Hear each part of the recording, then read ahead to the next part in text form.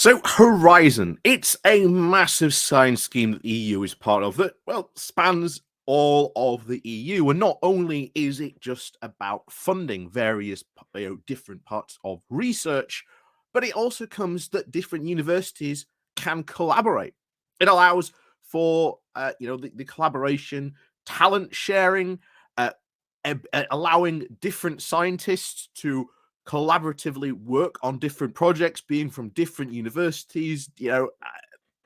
This is being a very massive, successful scheme for years.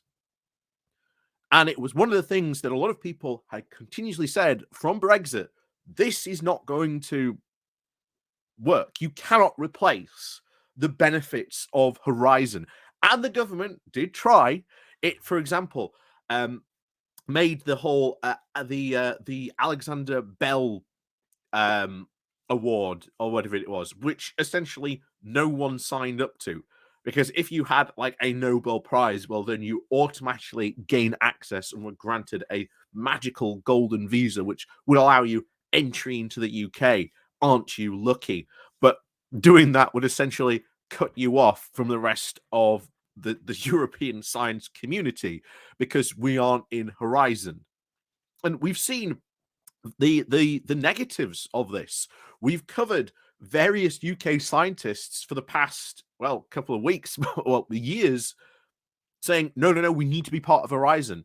And we've seen comments of, scientists who have been working on projects as part of Horizon, who, as soon as that sort of barrier came down, their entire research got cut off. They got exited from the program. Some of them were even the chief lead researchers, but they couldn't be part of it because, again, the UK was not part of Horizon.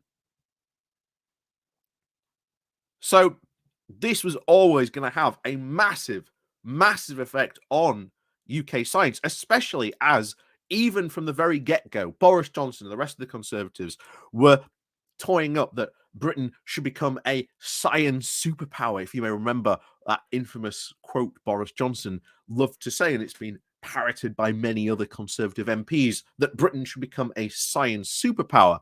Well, interestingly enough, many Conservative MPs want the UK to be a part of this because, again, it provides overwhelming benefits, not just only for the UK, but for the whole rest of science across Europe.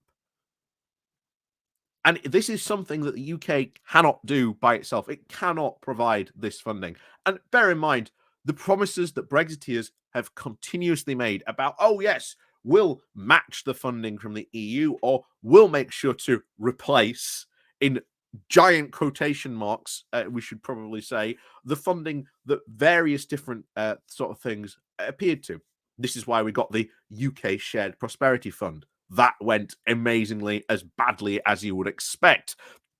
There's so many of these examples. The new ELMs, the Environmental Land Management Scheme, that has also landed with an absolute catastrophe rather than the rounding success that at least the Conservatives hoped that it would for UK farming.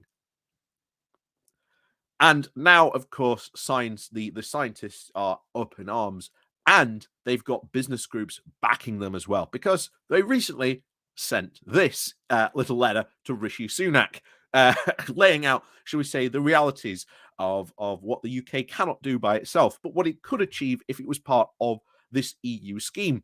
As we've always said, and sort of people have sort of talked it down or sort of really disappointed, but Labour's plan of joining things like Horizon, working together, signing these different sort of partnership agreements, the more of those we sign, the less the I mean, let's put it this way: ignore all the other facts that Brexit is failing massively on a ton of the different arguments. They've pretty much lost all arguments at this point, especially when they're trying to argue for joining the Pacific Partnership.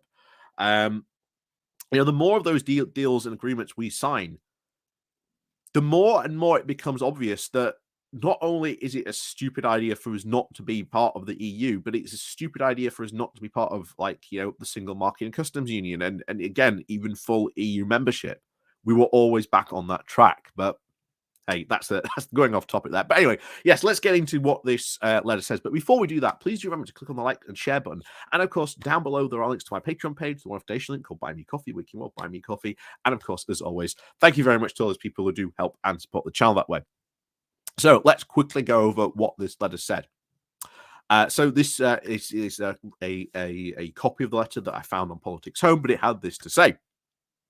So it reads, at our annual conference last year, firms welcomed your vision to set out a government delivering a growth agenda through skills, innovation, investment, and science. So far, they haven't really delivered that, but there you go. Anyway, it continues. Horizon Europe does these things in a way that the UK alone could not. Therefore, as members of the CBI's Innovation Council and the member sector trade associations, we ask that the government continues to prioritise the association without delay. The letter warns that the UK warns that the new alternative, which the PM believed is to be considering as an option, could not recreate the wide-ranging benefits of being part of the EU programme. For this reason, the business community hopes the agreement on the Windsor Framework can catalyse the association to Horizon Europe. So that would be massive if we did get this. I think this would be a massive, and I think you would see a lot of people sort of celebrating that. And this is something that, again, we should push for. And it's not just businesses. And bear in mind, a lot of businesses signed on to this letter. And this is something that is going to sort of make them take notice, because you've got the CBI, which is the Council of British Business Interests, which is a massive industrial lobby group. So when they sort of, say something, people, a lot of Conservative MPs should be taking notice of this. But it's not just them. You've got trade associations of Tech UK, National Farmers Union, the Chemicals Industries Association, Logistics UK, plus members of the CBI's Innovation Council and senior representatives of Airbus, the EDF, and Imagination Technologies. So you have a lot of big business names backing this call, because they know if the UK is not in this, it's going to fall behind. And bear in mind, Rishi Sunak is supposedly meant to be contemplating an alternative to this, because apparently, according to him, Horizon UK costs too much, which, again, if you remember, is the exact same arguments that we heard before. Oh, this EU program costs too much. Why are we part of this? Ignoring all the benefits that we get from it. And unfortunately, as we've seen many, many, many times before, every single time the government has tried to sort of recreate or replace many of these EU schemes or funding, it has fallen flat on its face from the get-go. So this is why all these companies have seen this and are saying, no, you need to join this. And even Ursula von der Leyen has said, yeah, actually, now you've signed the Windsor Framework, now you're agreeing to it, yeah, now we can, if you want to be part of Horizon Europe, excellent, come talk to us. And there are apparently talks going on about this, what these talks are sort of going to be, and what this will eventually be. Will we get full access to Horizon Europe? I maybe suspect not. As I said just a moment ago, Rishi Sunak is meant to be really concerned about the costs of this. So expect us maybe to get a associate membership, but it be pretty much diminished because, well, Rishi Sunak doesn't want to be paying the EU because, that opens up all those Brexit arguments again.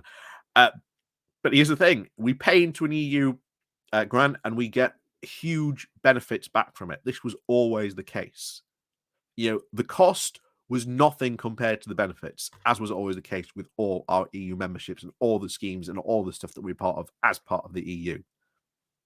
So, as always, thank you very much for watching. And of course, please remember to click on the like, share, and subscribe button. And of course, as always, we'll see you all next time.